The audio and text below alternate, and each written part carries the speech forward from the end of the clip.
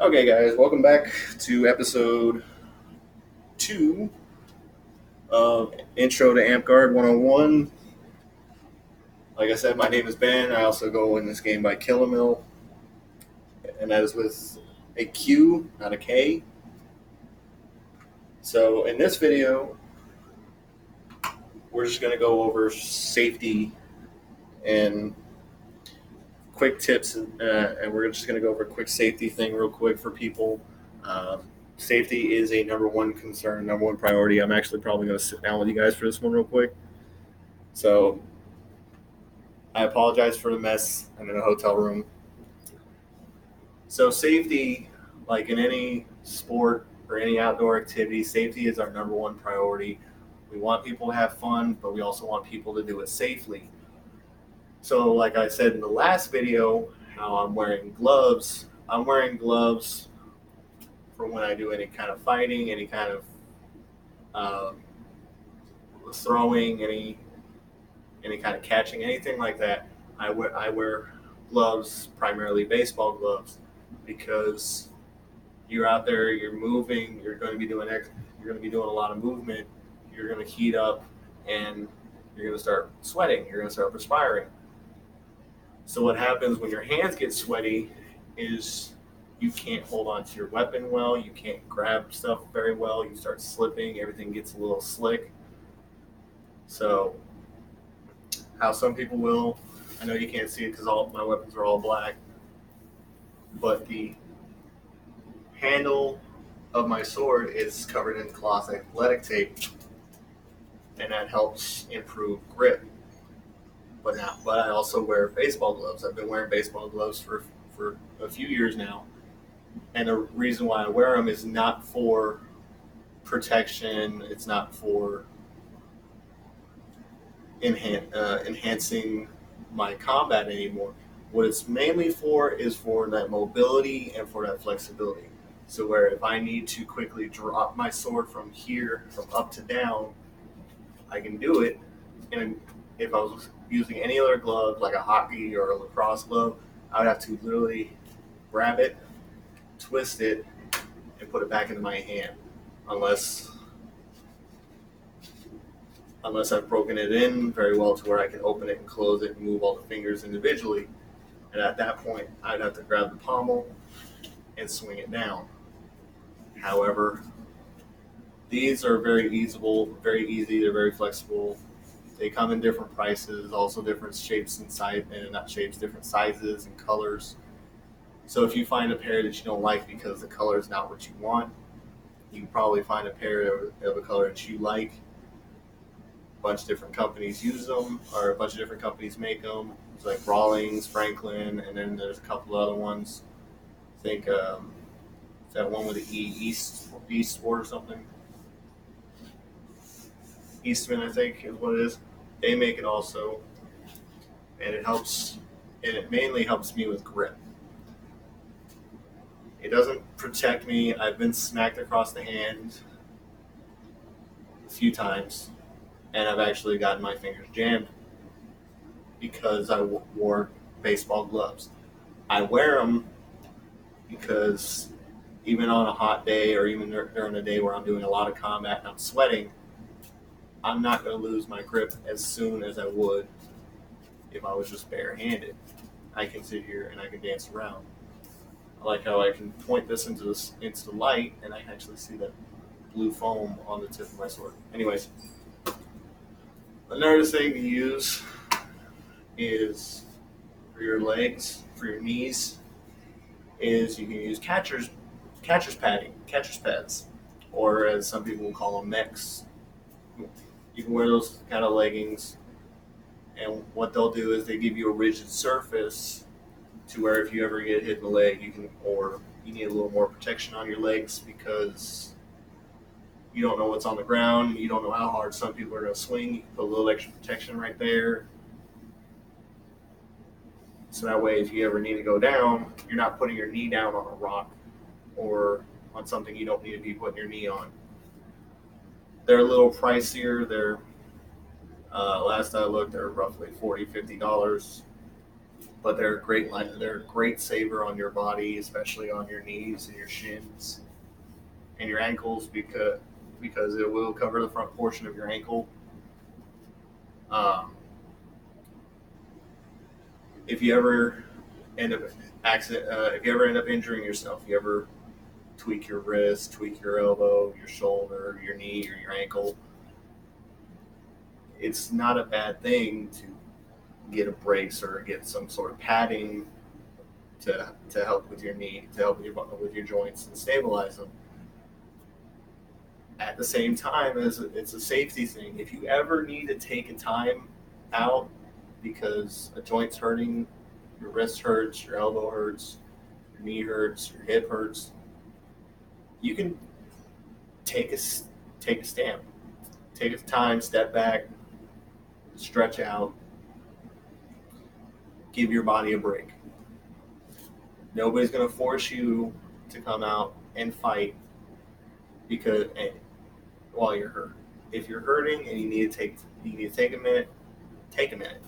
Safety is the number one concern. That's how we can always have fun. Is as long as you're safe, as long as we're safe, as long as you're safe, we can keep doing this. Now, I will point out that you don't want to get a little too exaggerated. You don't want to go out there looking like you're ready to take on. You look like you're getting ready to go play baseball as a catcher. You don't want to put the whole catcher's get up on. Just the catching pads. You can even get the little blocks on the back so when you take a knee, you're not fully flexing your knee flat. You can put a little angle in your knee. You can also have knee pads on underneath the catcher's pads, so you can have a little extra protection in your knees if you have bad knees. You can put ankle braces on to help with your ankles because there will be a lot of walking and there will be a lot of if you can do it, there's going to be a bit of running and jogging, and there's going to be a lot of uneven terrain. So if you have bad ankles like I do, even though I don't do this, I should. You can wear an ankle brace or two, one on each leg, not double up on the ankle braces, but you can put an ankle brace on to give yourself a little more stability and rigidity to your ankles just in case, you roll your ankle. Or you go and you take a step and your toe catches and you hyperextend your ankle so bad that it feels like it got pulled back, or it feels like it got pulled back. Anytime your ankle, anyways, I don't have a medical degree. I'm telling it to you with experience in this one. Ankle injuries will take fighters out. Ankles, elbows, shoulders, wrists, knees, hips, all the major joints in the body. They'll take somebody out of the game, and they'll take them out of the game like that, really quick. First time anybody rolls an ankle, it's going to scare you. You're going to think you broke something, and you won't know until you go get it checked out. But at the same time, it's probably the best thing to do is you ever roll your ankle, you ever hurt yourself, go ahead and get a little bit of ice, put it on the injury for right now, unless it's an open cut. If it's a sprain, you probably want to put a little ice on it. Another safety thing is during the hot times, like it is right now while I'm doing this video, it's actually starting to become summer. You want to hydrate. You want to drink water. You want to put electrolytes back in your system, vitamins, minerals, potassium, the basic nutrients that you need. And the reason why I'm going to exemplify hydrating is we've actually had people go out because they didn't hydrate well. They go out there, they get a little bit of heat, and then they end up catching a heat injury or heat illness. They start getting heat cramps, heat exhaustion. I haven't seen a heat stroke personally, but I've actually had people tell me stories of people getting heat strokes while at Amtgard events. This isn't to deter you. This is to actually inform you and let you know, look, this happens. And the only way we can combat it is to make sure that you're safe and make sure that you're prepared for this. So you always want to make sure that you're hydrated. Best thing to do is not hydrate at that time. You want to start hydrating before you go out there. Start hydrating 2 to 3 days beforehand and drink water all the way up to the time, and then a day or two after. That way, you have the water, you have the fluids, and you have the essentials in your body already, so you don't receive a heat-related injury or illness. Heat exhaustion is not a good thing to get. It sucks. Trust me. I actually got a heat injury a while back, and that was actually at work. I wasn't paying attention to myself. I got a little too hot. I got overheated. I actually started getting stomach cramps, and that's when I knew that it was a bad time because I was getting really bad stomach cramps. Actually, my sweating was starting to slow down, bad enough to the point that I was feeling like I was right on that line between exhaustion. I felt like I was going to teeter past exhaustion. Luckily, as soon as I noticed it, I started working on it, started treating myself. And that's another thing for safety. If you ever come across somebody that's overheating, put them in a cool area, give them cool water, not cold water. You want to give them cool water to drink, and it's to take sips of. You don't want to guzzle it down. They don't need to be pounding down cool water. They just need to take slow sips. Once their body's core temperature starts coming back down, as long as they stay in the shade and they're drinking the cool water, they'll be fine. After a while, after a while, it probably will take a little more than a few hours. Once their core temp starts coming back down, they start feeling better, then they can probably start putting the vitamins and nutrients back into their body that they've been missing that led up to this injury. It's best, after being overheated, it is best to not immediately eat, because overheating and you decide to go grab something to eat, you more likely will make yourself sick. Like I said, I'm not trying to scare you guys. I'm not trying to make you feel like it's a bad thing, but it's to warn you guys, and I'm not flipping you off. I actually have this finger extended. I do know it's a bad thing to wear a black shirt and wear blue and black gloves. So when I'm doing this and I have this finger extended out, it looks like I'm flipping you off. I do apologize for that. But like I said, safety is our number one priority. We don't want anybody to get hurt doing this. We don't want anybody to actually get really injured. We don't want anybody to get badly hurt. We don't want anything bad to happen.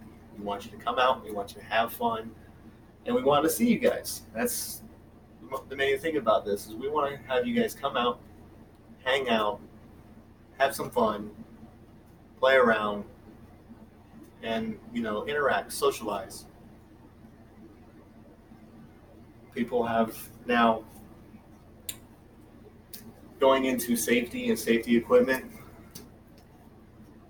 these things right here are a safety issue, and it's something that is constantly going to have to be checked, and constantly that's going to have to be watched.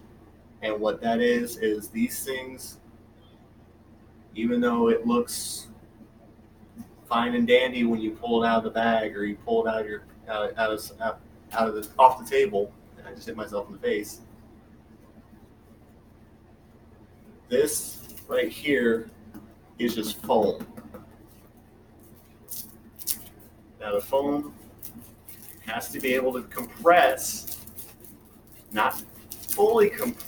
It doesn't have to be like, okay, I can't compress it, but it has to be able to where you can squeeze it, you can compress it a little bit. tip has to have a little bit of give. No, I'm saying a little bit. And it has to be complete. If at any point you can do this, take the sword and bend it, and the sword will do more than bow, or it just straight up just V shapes, the core's not good, or the core's way too flexible.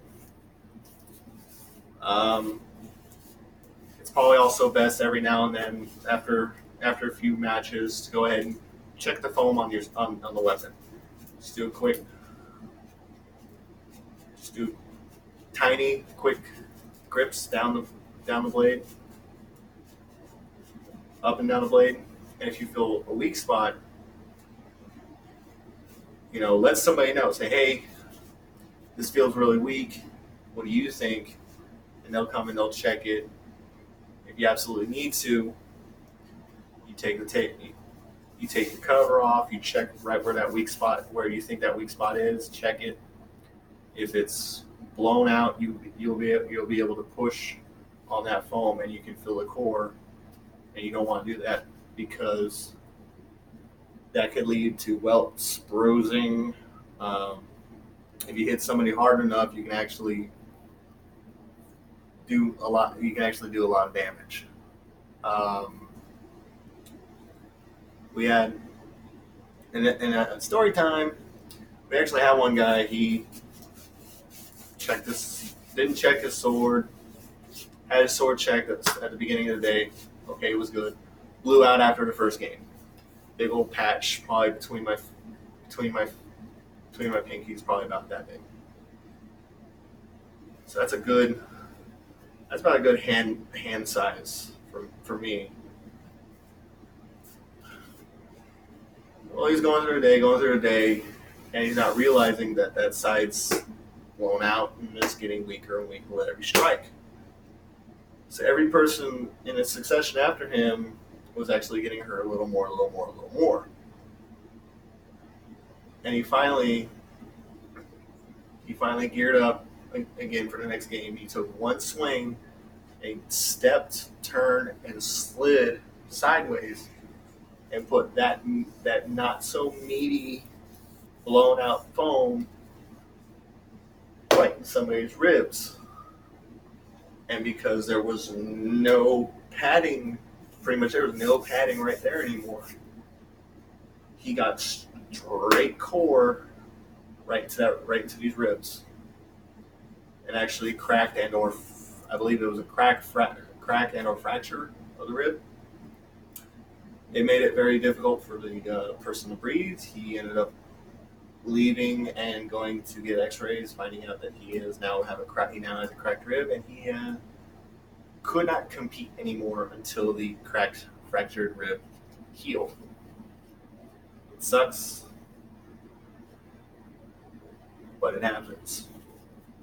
And the only way around that is to follow the number one rule, is to be safe, and that is after every few bouts, or if you start questioning whether or not your sword, or if you or somebody else decides to start questioning how safe your weapon is, go ahead and step back,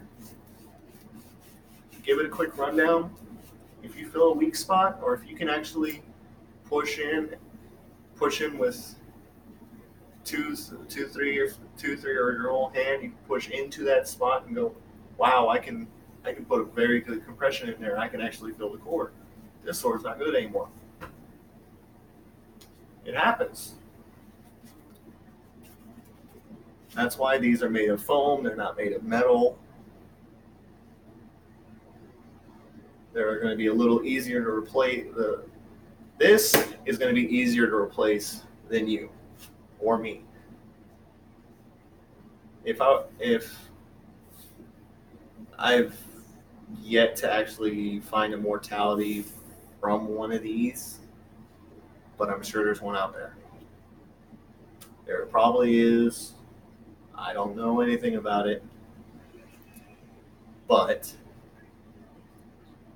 only thing we need to do is we need to be safe to each other and be safe. So if you want to be a little safe for yourself,